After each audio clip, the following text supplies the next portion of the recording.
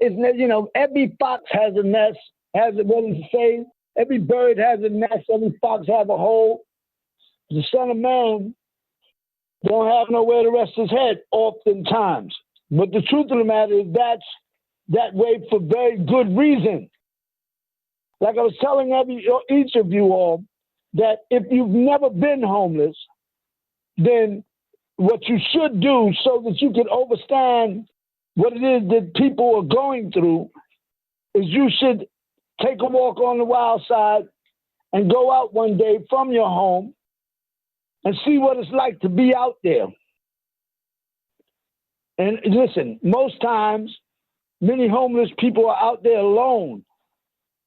And it can be a very disturbing situation. However, there's a natural instinct in the human to be humane to some degree, where, you know, people will gather together who are suffering the same adversities. I want each of you all to know that this mission is about saving lives. Don't fool yourself. In a very real way, it's always been about saving lives. Because without question, the light of the Most High, the light that shines in the darkness, that the darkness comprehends it not, the light that shines in each of you, and each being you may come in contact with, too. However, you all being not the lesser evolved, but the greater, have greater purpose in this, because you know where many know not. However, when and where does it take you head on into the endeavor of taking what it is you have learned from my father and I and putting it into a very real and living situation where you walk it, not just talk it. You walk it, live it, breathe it, shit it, fart it, I don't care. It becomes every bit of who it is that you are. I look for that day. I wait for it.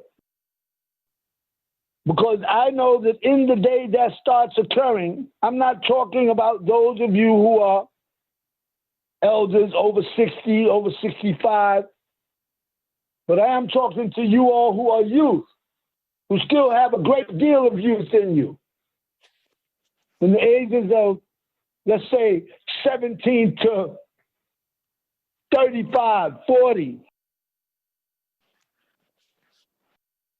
I'm telling you all now that the order will be being placed very shortly here now to give the last and final call.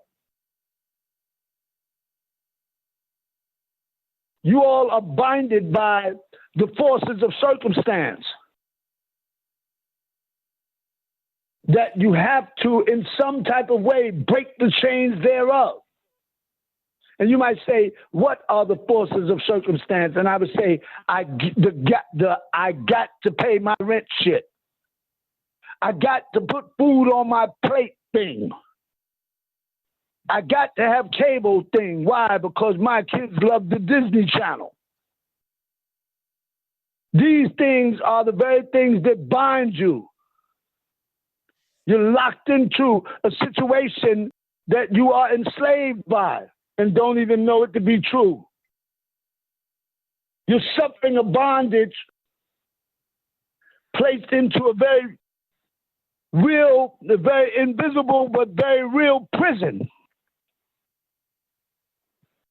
And if you really examine it, you'll see that every word I'm saying is true, which has been the reason that many of you have yet to make it to where I am. Many of you have yet to walk with me, talk with me, break bread at the same table with me, sleep on the same floor with me.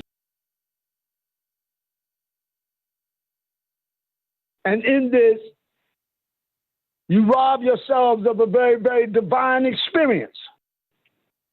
Because the truth of the matter is, the very most of what it is I have to offer you all, it is right there that you will find it. And there is no description or words that will do it a justice by which you all can get a bird's eye view into what it is that these things really can give you. What I will tell you is that many who have shared my company, they know they are invaluable. The very most you could ever possibly imagine doesn't come in a class or out of any one book that I may write. Comes when you walk with me in day-to-day life. When you start to see and feel the needs of the people first-handedly. And then you start to realize your place in it all. And the reason I came with the alchemy that said, my name is ATUN-RE, what's yours? Everything from day to day, and from the very start, there's not been one dot or tittle, one comma or capital letter, one period and or one exclamation point that has not been for good reason. Reason that in certain places and times, even the very elite and the elect, which is none other than you all,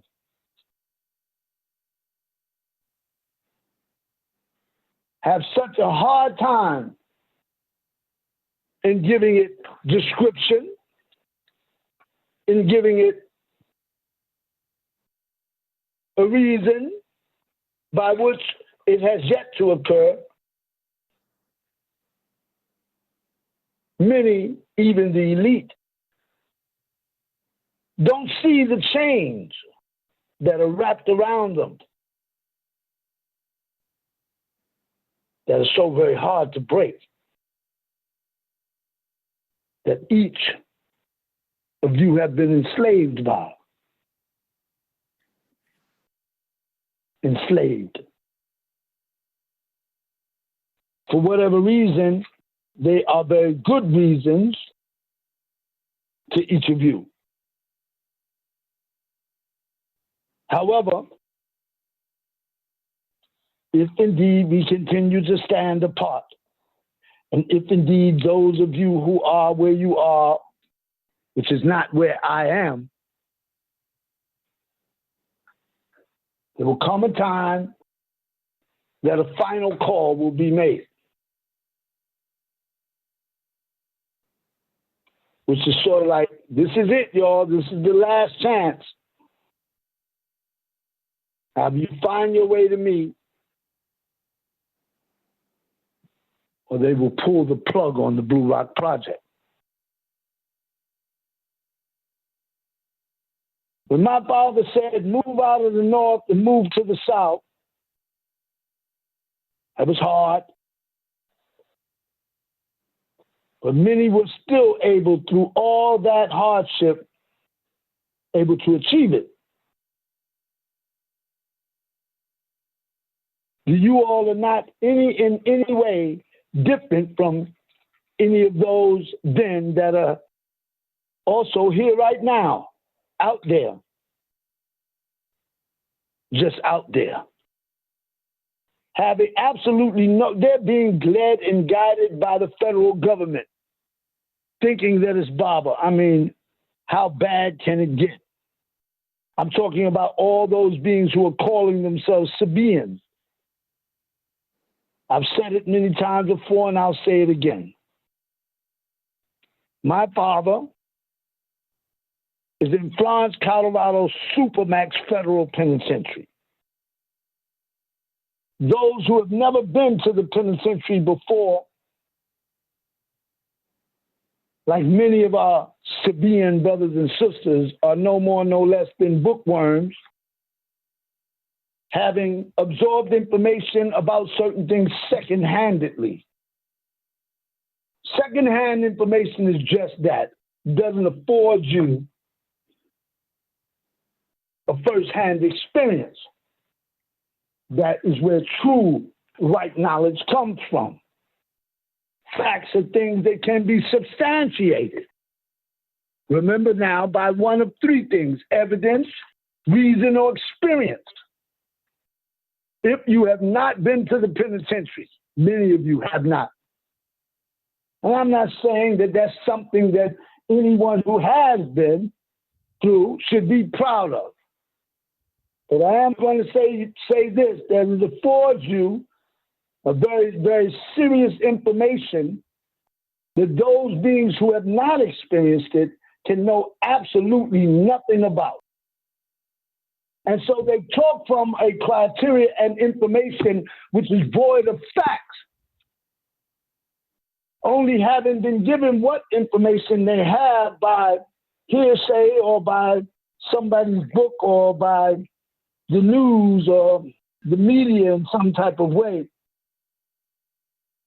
I told them all, you have to understand that my father's in the very worst federal penitentiary there is. When you move from the state into federal confinement, the entire situation is quite different from what you may have grown accustomed to in the lesser situation, which is by virtue of having caught a state charge. It becomes a very serious one because the feds are quite wealthy. Anybody who thinks that America doesn't have money to lock your ass up, think again. They have enough money to do that if they don't have no money to do nothing else. And in order to understand what my father's going through, this became the reason by which those who sit in higher seats of authority saw it fit that I would experience it in such a very thorough way.